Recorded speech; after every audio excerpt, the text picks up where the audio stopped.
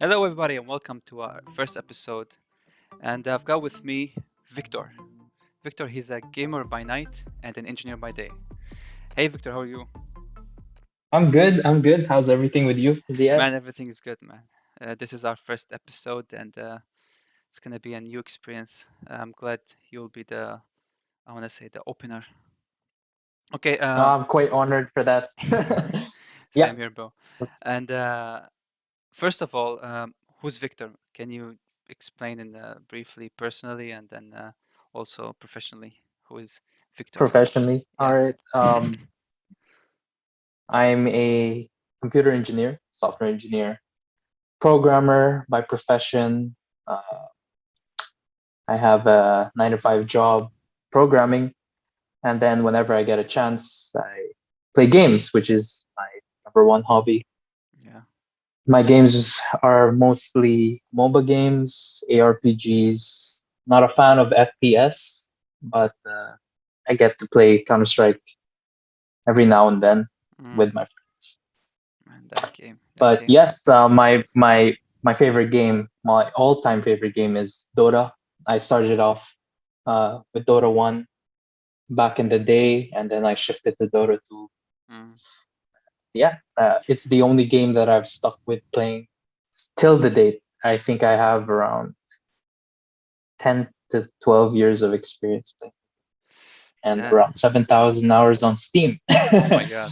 Even more. I think Yeah. you have like 4,000 or something. God. I actually Well, yeah, I that's pretty calculated. much Yeah. uh 7,000. That's how much? 7,500. Yeah, Almost that's a year. Almost. a year of just playing Dota 2. Oh man. So why Dota, man? Why did you choose Dota? Like I remember you said Dota 1, right? Why get stuck to Yes. Dota? Why not some other games? Well, was a big fan of Warcraft 3, the heroes, the idea Mm, of mixing a bit of RPG element with strategy, RTS. And when they created this custom map called Dota, Defense of the Ancients, nice, bro. the concept was really different. It Mm, was the start of something really new, and I got hooked on it really well because it really focuses on the the micro and macro management of a mm, single hero and how you build upon to change different things with the game. And the fact that it had this very competitive, uh, how do I say this, s- feel, yeah, yeah. which made it really addicting.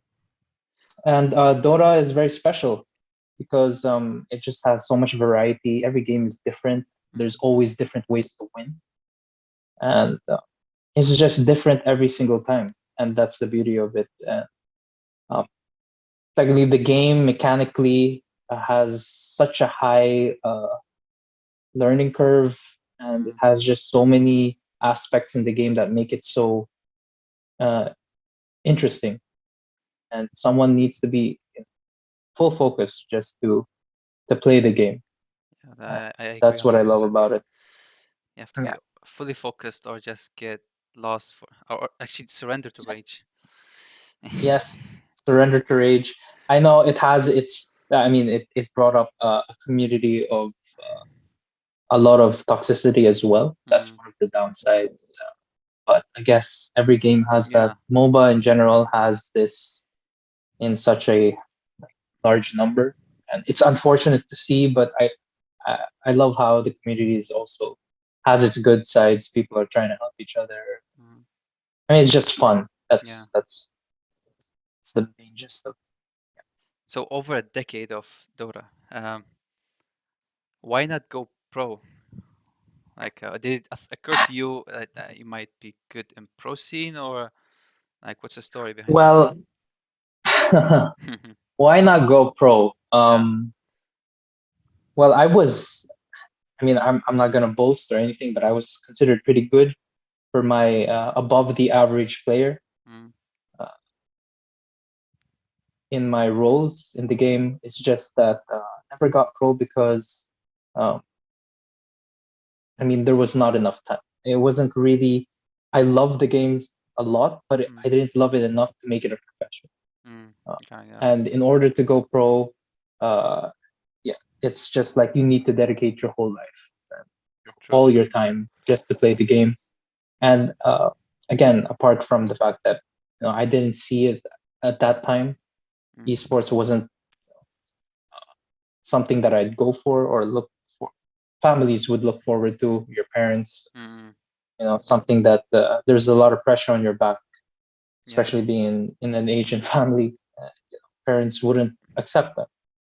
So yeah, that's one of the reasons. So just, I mean, the lack of time you spend on the game doesn't make you as competitively good or as mechanically skilled as other players who invest their whole lives in, Mm, or their whole all their time. So it was quite a challenge, and to be into that level, you just need to dedicate everything. yeah, man. I hear that.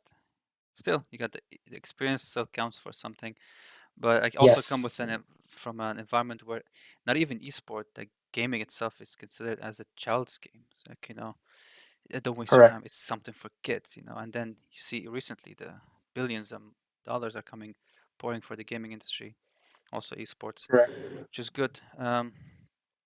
What about so you mentioned you work as an engineer, computer engineer, and do you ever have any, I want to say, doorways or even windows about what you might do in the esports? Like, do you think that you might get into, like you mentioned, you're probably a bit late for becoming a professional, but what about um, becoming a consult or teach or like a coach or something or anything analyst about esports? Is it something that you might consider or meh?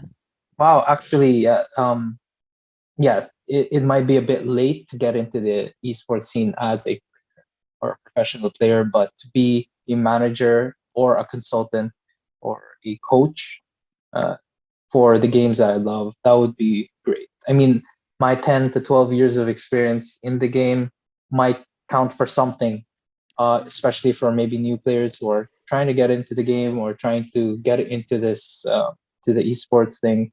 Uh, I would consider it mm, greatly, yeah, as a side thing, yeah. that, As a main profession, not quite, but mm, when I do have time, yes, I'd love to teach people about it. it's amazing, That's man. probably one. And you started in the 2000s. Now we're in almost 2020s. What changed? What Yeah. do you see have changed in the game in terms of, from graphics to community to gameplay, everything? Well, the shift from Dota 1 to Dota 2 was great. Was something else that took a lot of time to get used to.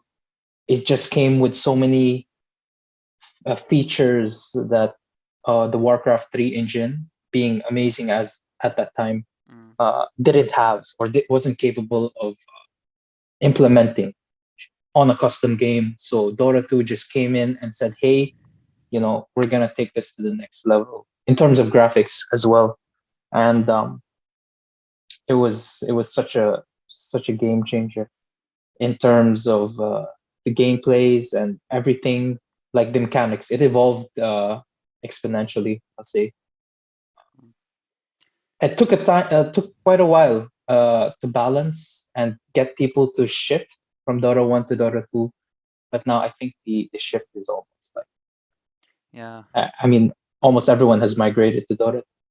And the changes, they always try to bring something new to the plate in their biggest patches, and bringing all the heroes from Dota 1 to Dota 2 took quite a while, especially if your favorite hero in Dota 1 wasn't in Dota 2 yet, it would just be like a bummer. But now that every hero is available, and the introduction of new mechanics into the game, changing the map, changing the objectives, making people uh, as well, uh, you know, seek for to change the way the game is played. It really invited that with the change with Dota 2. And as you can see, every season, every year, there's a new Mm, meta. Um, and yeah, this is what keeps the game alive, because there's always something new that they bring up. There are a couple of changes that I'd like to mention that really like. changed the way how people play Mm. the game. The introduction of talents instead of stat points. Yeah, yeah, Uh, no, that was a good. the Yeah, the increase of the level gap to 30, Mm. and yeah, the introduction of many new items and um, Y- mechanics that really like just change the way you play. And you needed mm, to adapt. You need to adapt to just stay on the top of the game. yeah, And it's either that or you just get washed away. It's exactly. pretty Actually, right. much. That keeps the whole scene, even I mean, professionally mainly, that you have to learn about these new stuff every time to keep up with the game. That's I haven't played for a year now, so all I heard is talents. The last thing I haven't tried the scepter effect, the new Oh scepter yeah, thing. that Yeah. the new scepter effects and the shards really are game breaking for some of the heroes. Yeah. People just usually rush players right now. I played recently, just usually rush those two items and just dominate the game because of how good the ability reworks are for those Mm, items. And it's just, I uh, mean, it could be good and bad in some ways, but it's pretty much more positive. yeah. I've seen all these things in Bulldog streams. Everything is good. Oh man. So in Dota, who's your like? I don't want to say favorite. I want to say top three heroes, and then top three. I want to say bottom three also. Oh, okay. Yeah, Um, I think I know the bottom top three. three. Oh yeah. Okay. Well, since we've been playing a lot together in the past, Mm, well, my top three. I'm actually a mid player mm, slash off lane. I rarely play uh, position one. Okay, mm, but my top three would be Invoker, mm, Shadow Fiend, and Pudge. mm. Ah, It's just those are good the my picks. three favorite heroes. Mechanically, they're just so unique. Well, I mean, Shadow Fiend is quite normal, but Pudge and Invoker, they're really something. Mm. My bottom three heroes would be Meepo. Oh god. Oh God, Any hero that involves micro. micromanagement, Okay. uh, it's just yeah, Necro. I'll just start with Meepo.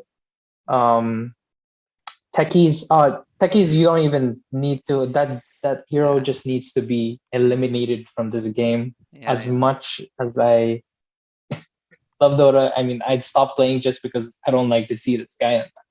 He's Mm, my number one ban. And my, my bottom would be probably uh, yeah, Visage, Necro. oh. I just don't like the concept of the hero, even though he's extremely strong. Mm, It's just like, I mean, his bats and everything. And he's just quite annoying to deal with, quite annoying to use. And that's pretty much. Those are my three bottom mm. heroes. So some picks, What man. I share your concern with Tikis, man. I share. techies? Ah, Yeah, yeah. That game, that person just ruins the game. yeah. And so Victor, as a final word from you to let's say to an Oh, I want to say to new Dota players, do you have any advices? Any as a, I want to say as a veteran in the game, do you have any advices or oh yeah. any caution words about the game, or what do you say? Okay. Well, a word to the people who are trying to get into Dota 2 or are new into MOBA. Mm, If you want to start with Dota 2, just try to stick with the basic heroes at the beginning, simply because you just want to understand how the game works and how people play.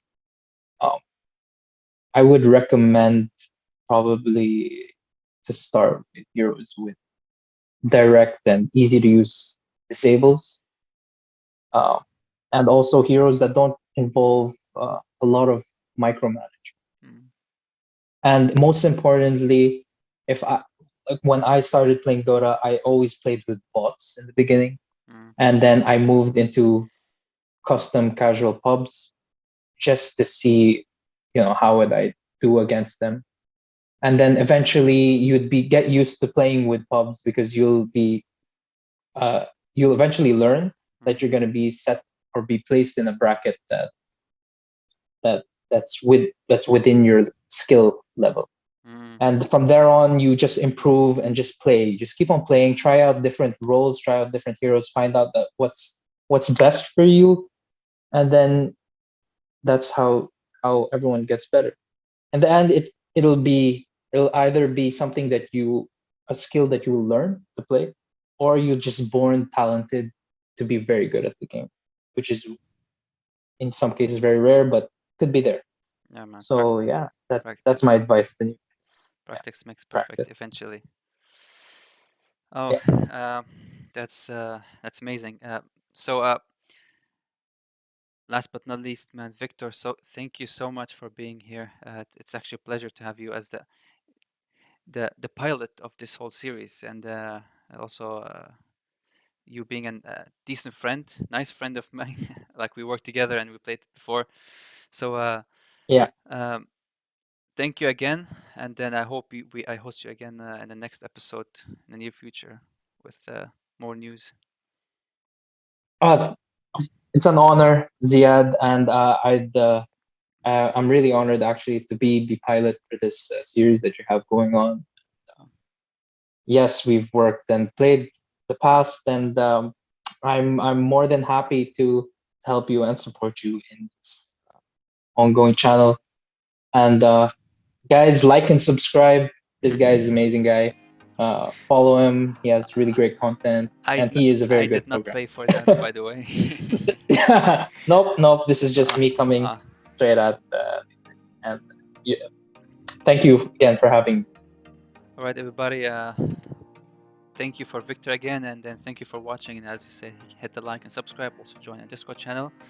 And for any questions, hit the comments below, and I'll see you in the next one. Bye bye.